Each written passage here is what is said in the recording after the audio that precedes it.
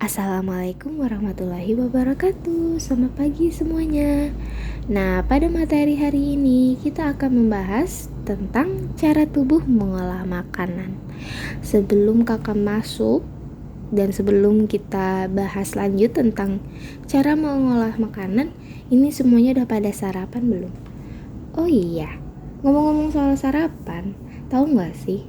Makanan yang kita makan itu sangat berdampak loh bagi kesehatan tubuh kita. Nah, maka dari itu, kalau sarapan atau makan sesuatu harus melihat gizinya agar kita mendapatkan gizi yang seimbang. Nah, sebelum kita masuk, jangan lupa kita baca doa terlebih dahulu ya. Sebenarnya kalian tahu nggak sih apa itu makanan bergizi seimbang? Nah, makanan bergizi seimbang adalah makanan yang mengandung semua kebutuhan zat gizi yang diperlukan oleh tubuh. Dengan begitu, agar tidak atau terhindarnya kita dari malnutrisi. Nah, sebenarnya apa sih Kak malnutrisi itu? Nah, malnutrisi adalah penyakit yang timbul karena ketidakseimbangan zat makanan yang diserap oleh tubuh. Contohnya saja seperti di gambar, mereka kekurangan makanan sehingga tubuh mereka kekurangan gizi. Nah, itu menjadi salah satu contoh malnutrisi. Waduh Kak, gimana ya caranya biar kita mempunyai gizi yang seimbang? Nah, salah satu caranya adalah kita mengonsumsi makanan dengan gizi yang seimbang. Nah, Kak, tapi aku nggak tahu gizi-gizi makanan itu apa saja. Nah, ayo kita simak sama-sama. Yang pertama, kita harus memberi asupan pada tubuh kita dengan sumber karbohidrat atau makanan pokok, yaitu seperti nasi, jagung, dan kentang. Lalu yang kedua, kita ada ke sumber protein, lemak, dan mineral, yaitu lauk pauk. Nah, contohnya saja seperti telur, daging, tempe, dan tahu. Sebenarnya masih banyak lagi ya, ada seperti ikan contohnya. Lalu yang terakhir, kita harus memenuhi kebutuhan vitamin, air, dan mineral dalam tubuh kita dengan memakan sayur-sayuran dan buah-buahan. Contohnya seperti bayam, mangga, lalu ada sawi, ada kangkung, ada wortel, ada pepaya, ada semangka, pisang, dan masih banyak lagi yang lainnya. Nah, tahu nggak sih kalau semua makanan yang kakak sebutkan tadi, biasa itu kita sebut dengan makanan 4 sehat 5 sempurna.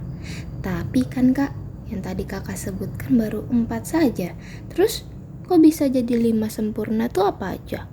Kakak aja baru nyebutin makanan pokok, terus lauk pauk, sayur-sayuran, dan buah-buahan. Terus 5-nya apa kak? Nah, yang menjadi itu 5 sempurna adalah pelengkap kita, yaitu susu. Nah, susu adalah sebagai pemenuhan kebutuhan kalsium kita nih. Nah, kalau sudah semuanya kita lakukan, maksudnya kita konsumsi semuanya, nah, sudah dapat dipastikan kita makan makanan 4 sehat 5 sempurna. Ngomong-ngomong soal makanan, teman-teman pada penasaran gak sih gimana makanan itu diproses dalam tubuh kita? Tapi sebelum kita bahas tentang proses pencernaan manusia, kita bahas dulu proses pencernaan pada hewan. Nah, yang pertama adalah hewan amfibi. Nah, pasti udah pada tahu kan hewan amfibi itu hewan apa? Bener, hewan yang bisa hidup di darat dan di air.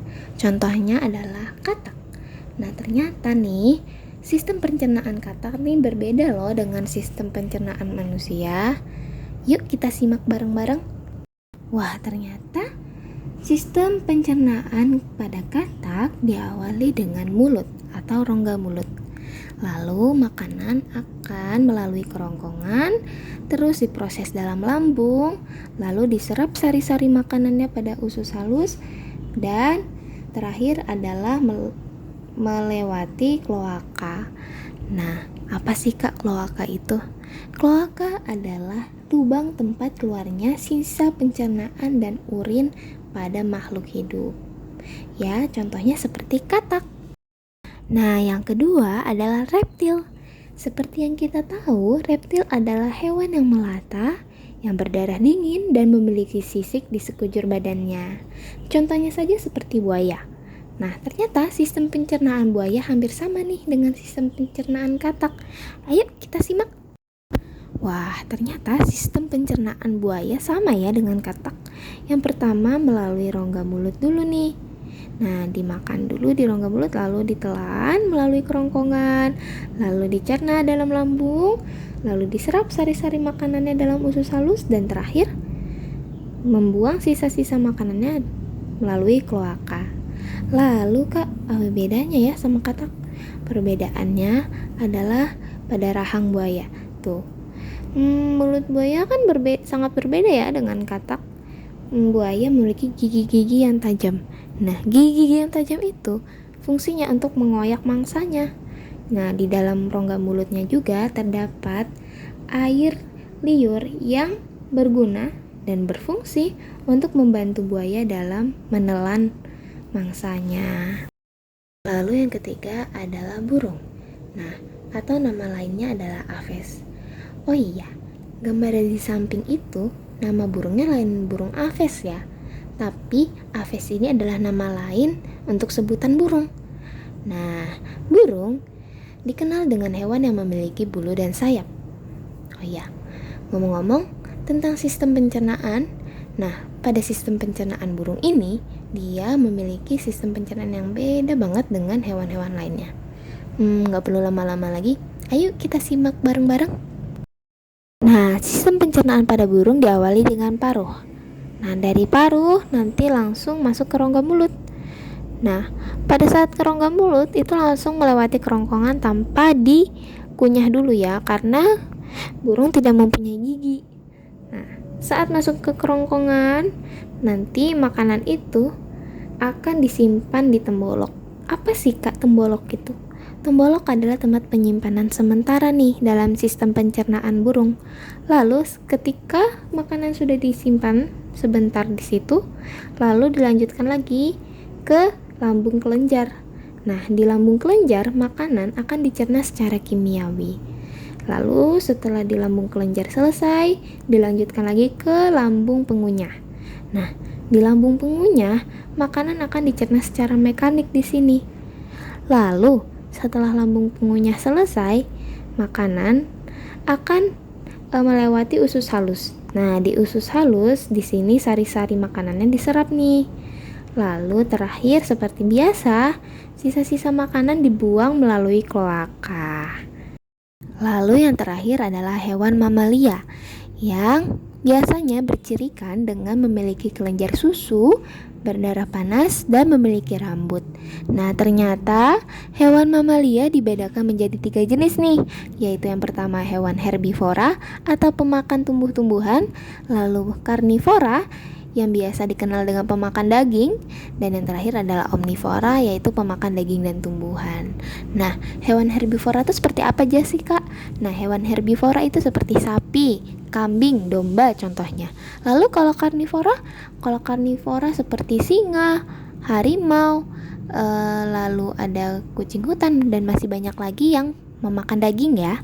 Lalu kalau misalkan omnivora, pemakan daging dan tumbuhan, contohnya seperti beruang. Wah, ternyata sistem pencernaan pada mamalia hampir sama loh dengan sistem pencernaan kita. Cuma perbedaannya terletak pada struktur gigi dan lambung. Contohnya aja pada sapi. Nah, sapi terdiri atas 3 struktur gigi. Yang pertama adalah gigi seri untuk menjepit makanan. Lalu yang kedua gigi geraham untuk mengunyah makanan. Dan yang terakhir adalah gigi taring. Tapi gigi taring ini tidak berkembang dengan baik ya untuk sapi atau mamalia herbivora lainnya. Kenapa ya Kak seperti itu?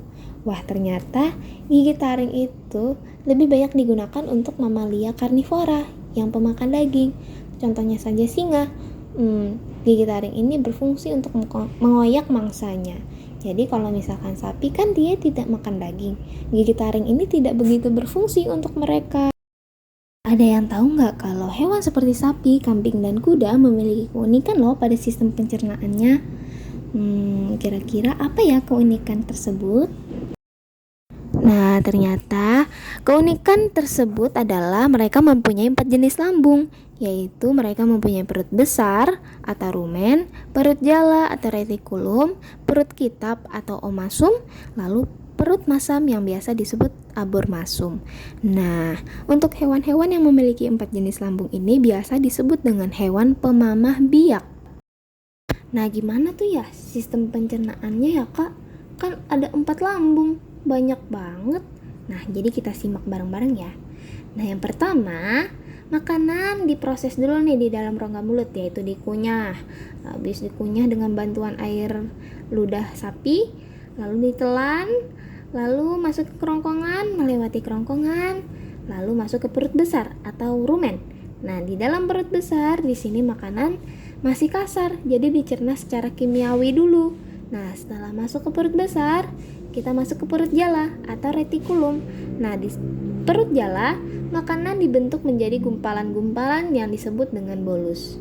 Nah, kalau sudah jadi bolus, makanan ini dikembalikan lagi nih ke rongga mulut. Nah, ke rongga mulut, bolus akan dikunyah lagi nih sama si sapi. Biasanya dikunyahnya pada saat sapi beristirahat.